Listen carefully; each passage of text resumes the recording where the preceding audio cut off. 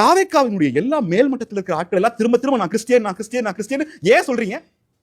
இல்ல இதை சொல்றதோட உங்களுக்கு பயன் என்ன? உங்களுக்கு கிறிஸ்டியன் ஓட்டு போட்டாங்கண்ணா, நான் கிறிஸ்டியன், ரோமன் கத்தோலிக் கிறிஸ்டியன், தமிழ்நாட்டினுடைய ஆகமங்களை படிச்சுட்டு இருக்கிற, சிவாலயங்களுக்கு டிராவல் பண்ணிட்டு இருக்க ஒரு ஆள், நான் சொல்றேன் தாவேக்கா அரசுடைய இந்த கிறிஸ்தவ போக்கு, கிறிஸ்தவர்கள் அதிகாரத்துக்கு வந்து விட்டார்கள், இந்த போக்கு தமிழ்நாட்டுக்கு நல்லதல்ல, தமிழ்நாட்டினுடைய சமூக நீதி குரலுக்கு நல்லதல்ல. இது பாஜகவுக்கு வழிவகுக்கிற குரல்.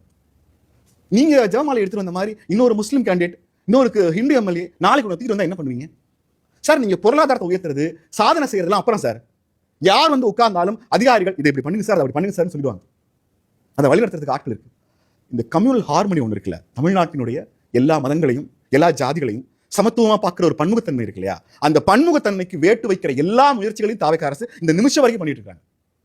பிரதமர் மோடி ஆட்சிக்கு வருகிற போது நமக்கு என்ன பயம் இருந்துச்சுன்னா, ஒரு காசிக்கு போய் ஒரு ஆரத்தி எடுப்பார், முழு பட்டை போட்டுட்டு நிற்பார், ஒரு ஹிமாச்சல்ல போய் குகையில உட்காந்து சாமி கும்பிடுவார். ஆனா இது எல்லாவற்றையும் பாரத பிரதமர், இந்திய பிரதமர் திரு மோடி நாடாளுமன்ற மக்களவை மாநிலங்களுக்கு வெளியில பண்ணார்.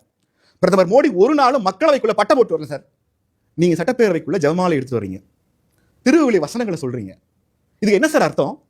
இந்த நாட்டை ஆண்ட அண்ணா இந்து குடும்பத்தில் பிறந்தவர், எம்ஜிஆர், ஜெயலலிதா, கலைஞர், இவங்கெல்லாம் இந்து குடும்பத்துல இருந்து வந்தவங்க தானே. அவங்க நாத்திக இயக்கங்களா இருக்கலாம், திராவிட இயக்கங்களா இருக்கலாம். அவங்க யார்? ஜெயலலிதா சொல்லலைங்க சார். ஜெயலலிதா தன் மதத்தை உயர்த்தி பிடிக்கலையே. சபாநாயகர் வேதவசனம் சொல்றாரு, நிதியமைச்சர் வேதவசனம் சொல்றாரு.